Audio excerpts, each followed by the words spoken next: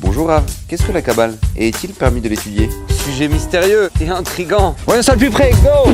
La Kabbale contient tous les enseignements cachés de la Torah. Par exemple, sur l'origine du monde, la prophétie, la réincarnation, la portée de nos actions dans les sphères supérieures. Mais ces concepts sont très abstraits et accessibles uniquement aux personnes d'un certain niveau. Vous allez me dire alors comment l'étudier? Hachem l'a révélé à Moshe Rabbeinu, puis à chaque génération, elle a été transmise à une minorité de sages avant d'être transcrite dans le Zohar, soit les révélations divines faites à Rabbi Shimon Bar Yochai, et dans le Etz Chaim, selon les enseignements transmis par Eliyahu Hanavi au Harizal. C'est vrai que la lecture seule du Zohar, même sans comprendre, est très bénéfique pour l'âme. Mais est-ce que n'importe qui peut aussi l'étudier? Étudier les premiers niveaux d'explication simple? Oui, pour se renforcer spirituellement, par le biais des livres du Tanya, du Maharal de Prague, du Ramchal, Rabbi Tzadok HaKohen de Lublin, d'Ivrei Chaim et autres. Mais pour étudier vraiment la Kabbale, il faut avoir un très haut niveau de morale, de pureté et un respect très strict des mitzvot. Car c'est une étude sacrée et ceux qui ne respectent pas ces règles peuvent parfois subir de terribles épreuves. Et pour ceux qui veulent l'étudier parallèlement à leur étude classique, il y a 4 conditions essentielles. Premièrement, interdit de l'étudier seul, ça peut être très dangereux si on en tire de fausses interprétations.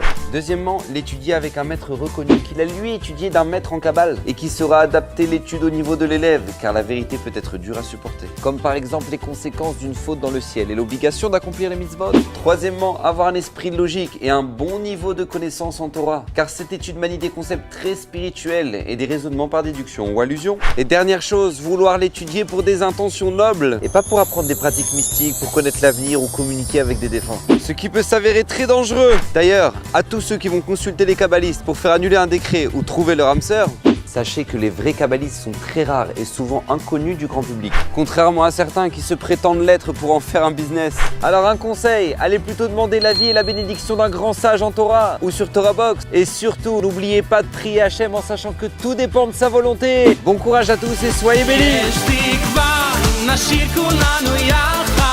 יש אמונה חזקה מכל